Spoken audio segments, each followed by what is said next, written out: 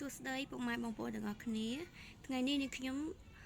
Kim the Channel គឺបាននាំយកអារម្មណ៍បងប្អូនមកមើលពីរបៀបធ្វើសាច់ជ្រូកចំហុយណាសាច់ជ្រូកចំហុយដែលមានរសជាតិឈ្ងុយឆ្ងាញ់នេះគឺជាគ្រឿងដែលនាងខ្ញុំបានត្រៀមទុករួចគឺយើងនាងខ្ញុំប្រើសាច់ជ្រូកចិញ្ច្រាំ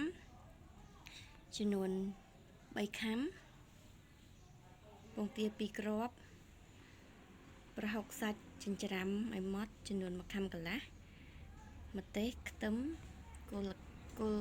ខ្ទឹមហើយនេះគឺខ្ទឹមចិញ្ច្រាំឲ្យម៉ត់1កំពឹសហើយនឹងស្លឹកក្រូចសើចចំនួន2សន្លឹកហាន់ឲ្យល្អិតបែបនេះចាបន្តមកទៀតគឺយើងលាយគ្រឿងទាំងអស់នឹងចូលគ្នាសាច់ជ្រូកហើយនឹងប្រហុកគឺដាក់ចូលក្នុងចានណាបែបនេះហើយបន្តមកទៀតគឺយើងដាក់ពងទាចំនួន2គ្រាប់ចូលក្នុងនេះគឺយើងត្រូវប្រើពងទាដើម្បីឲ្យមានរសជាតិឆ្ងាញ់និងវាឡើងណាបន្តមកទៀតគឺយើងរោយយើងដាក់ស្លឹកក្រូចសើចដែលយើងហាន់ចំណិតដាក់ចូលបន្តមកទៀតគឺដាក់ខ្ទឹមដែលយើងចិញ្ច្រាំរួចមិញហ្នឹង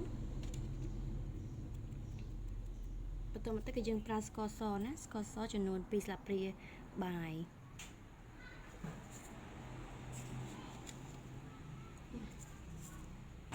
គឺយើងប្រើចំនួនកន្លះស្លាបព្រាកាហ្វេ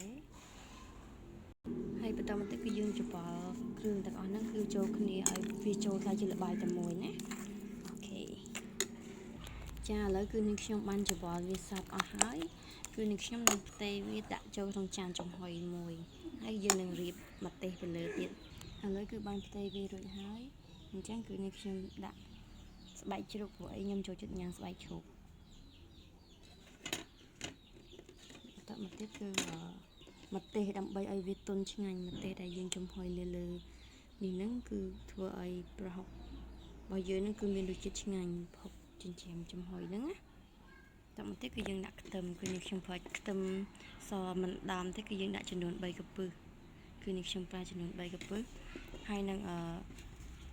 គល់ស្លឹកខ្ទឹមណាគល់ស្លឹកខ្ទឹមគឺនេះខ្ញុំប្រើប៉ុណ្ណឹងចាឥឡូវគឺរៀប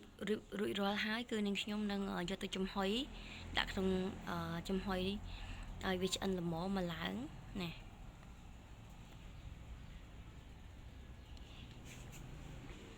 ហើយការបង្ហាញរបស់នាងខ្ញុំគឺមានតែប៉ុណ្្នឹងទេអរគុណសម្រាប់ការ